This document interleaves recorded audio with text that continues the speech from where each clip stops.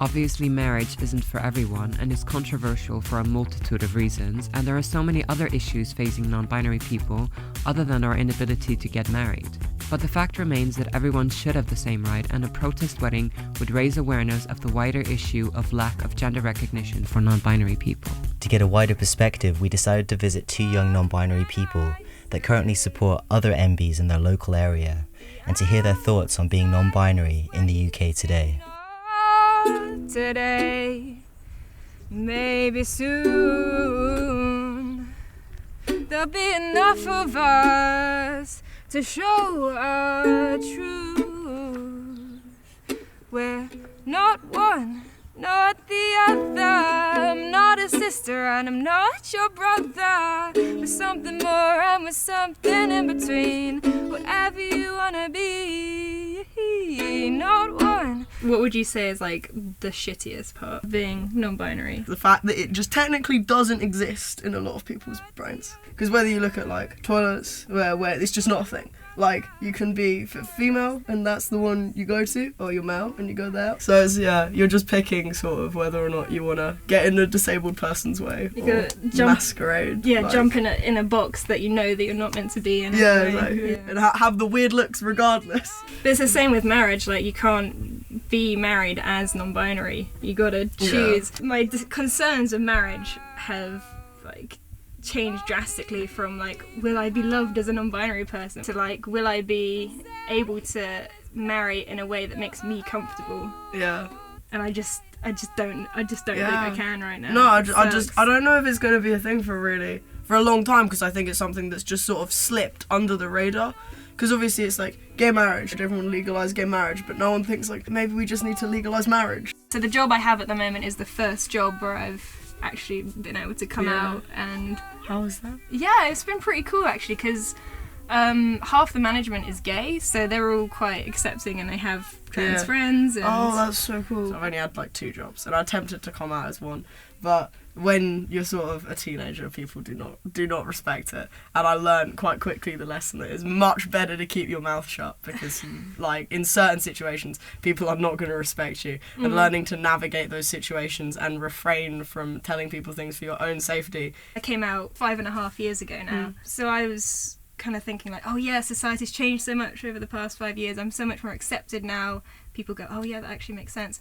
But I think I just stopped being a teenager and people actually respect my opinion as an adult. Like when I came out at 16, people were like, oh, you're 16, you don't know who you are, you don't know what you want. And now I'm 22 and people are like, well, if that's the way you feel, like if that's the way you are. Yeah, exactly. It's like, well, you've been on about it for this long now. Yeah, like, this has been the past 6 years of my life. Like it's just started now, you know. Yeah. Show you're true. Show we're true. We're not one, not the other. I'm not a sister and I'm not your brother. There's something more and there's something in between. Whatever you wanna be. Not one, not the other. Call your sisters and call your brothers. There's more of us that you're gonna see, and more of us to be. The only way that we can be. Ooh, you and me. We just wanna be and be seen on TV. Oh, not one, not the other. Not one, not the other. Not one, not the other. Father Michael was kind enough to invite us over for tea to talk about things, and we had a chat with him about non-binary issues from a theological perspective. Faith is a gift, so it's that which you know. In the book of Hebrews it says it's that which is its own evidence. So somebody who's trans models what it is to live in faith, because you're living with this identity that nobody else affirms, but you know, or they know, wholeheartedly who they are. But also it's really interesting that in the Jewish tradition, in the Talmud and the Mishnah, you have 4 gender states. So you have male, female, you have androgynous, and you have tut-tut. And tut-tut is somebody whose gender cannot be defined. And biblically, I've always understood gender as being on a continuum anyway. Jesus says that when people die, they become like angels, and we have no gender. They're neither married or given in marriage. Our spiritual identity is one that encompasses both genders and none. Quite soon after the proposal, we decided to host our non-binary protest wedding. We just needed someone to perform the ceremony.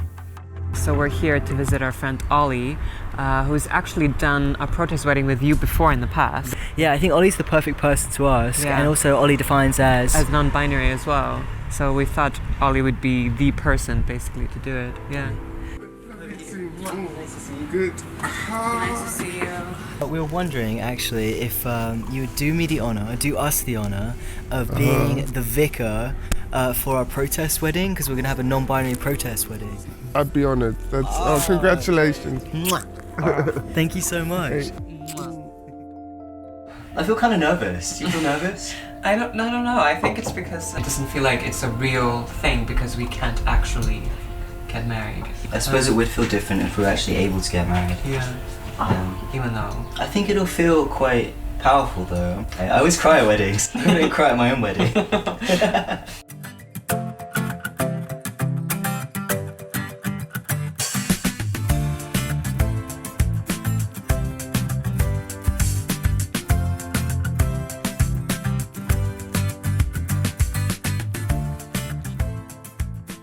Everyone should have the right and freedom to be recognised for who they are.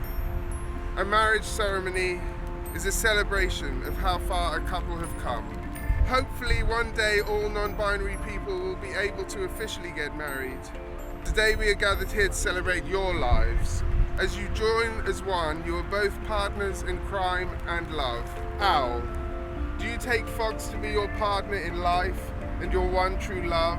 Will you cherish the moments you work together, the moments you laugh together, love them faithfully through good times and bad, regardless of the obstacles and the hateful YouTube comments you may face together? Do you give your hand, your heart and your love from this day forward for as long as you both shall live? I do. And Fox, do you promise all that I said too? And to keep Al entertained for as long as you both shall live? I do. May we have the rings, please? Please place this ring on their finger and repeat after me. Fox, I give you this ring because that seems to be what I'm supposed to be doing right now. Fox, I gave you this ring because that seems to be what I'm supposed to be doing right now. By the power vested in me, which actually isn't any at all, I'm sad to say, I pronounce you partners in life and invite you to kiss one another while we all watch.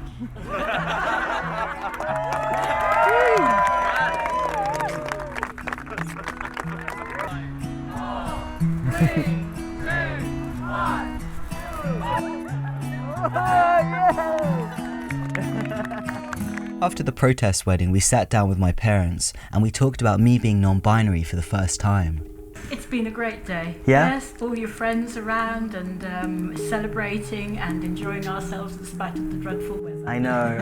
It didn't rain during our ceremony, but just afterwards. Yeah, I know. Well, I've got you here. I was going to ask you if there was any moment that you recognised that I was different to the gender that I was assigned at birth when I was growing up. The amount of time you spent in shorts was could have been just we thought it was just a tomboy type thing. And that, I don't think, gave us any inkling of anything else because we didn't know any different. I think that'd be the truth. I think when you got to be a teenager, you seemed to be full of angst, very unhappy. More unusual for a teenager. Yeah. And I really thought it was because that you were gay. Yep. And that you didn't really want to tell us about it. And I think we may have broached that with you. Yeah. And it still didn't make you very happy to realise that we were accepting of the fact that you may be gay. Yes, I see. So it didn't really solve the problem in some ways. No. Yeah. Do you fully understand non-binary issues? No, I'm afraid I don't. I mean, No, I think I get so confused when we're talking about they, their. Yeah. Sorry, they. Yeah. So let me ask you that you are now a trans man. yes? I'm transmasculine, I would say. Okay, you're transfeminine. Yep. Yeah. So are you not happy with that? When I came out as trans, I noticed that people were very quick to push on me the woman or the feminine role. And I felt that people took me from one box and put me in another, and I didn't feel comfortable with people trying to put me somewhere, people trying to tell me how I should look or how I should dress or how I should identify. To look at you, you look a typical man, a typical male.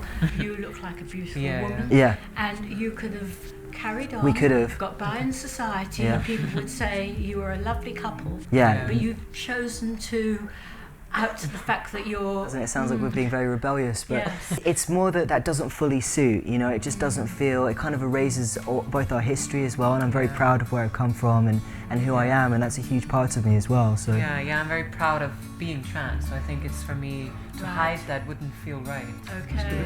Yeah. But there are lots of people out there who are trans, who are binary as in, you know, male to female, female to male, who just want to get on in life, and I completely respect that as well. But I think in order to make change, people need to stand up for who they are and what they believe in. I'd like to see more people just being themselves, because I think that ultimately makes a better society, and we're not all just kind of, you know, the same types of people, and that's a very boring world to live in. Yeah.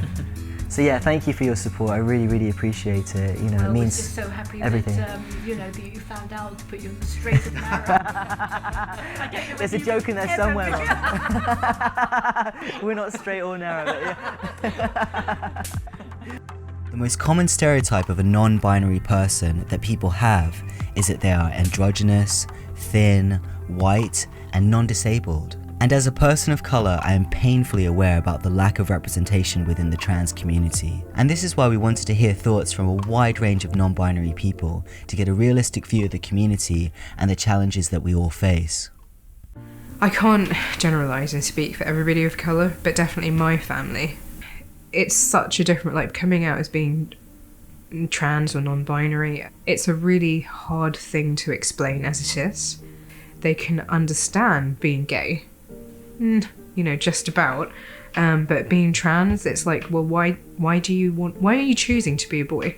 I mean, I've had it where I went to a funeral in Trinidad and I had somebody come up to me just before we were cremating my uncle, and in front of 150 members of my family, they decided this was the time to pat me down and figure out why they couldn't see me, like, my bra, or why I didn't have, like, breasts. And I just, in that moment, like, I was so emotional because of the funeral, but also just so surprised that I would just never think, like, my mind doesn't, I don't think about how other people have sex. I don't think about their body parts. And I don't want to generalise, but with a lot of people of colour, like, they're very vocal and it's a part of the culture. So you have to be ready if you're within the spectrum and you're proud of who you are and you're showing certain sides of yourself. You've got to be ready to be called out in some ways by people. Like when I go back to the Caribbean, I may notice things about people and never mention it, but it's something I have had to learn to deal with.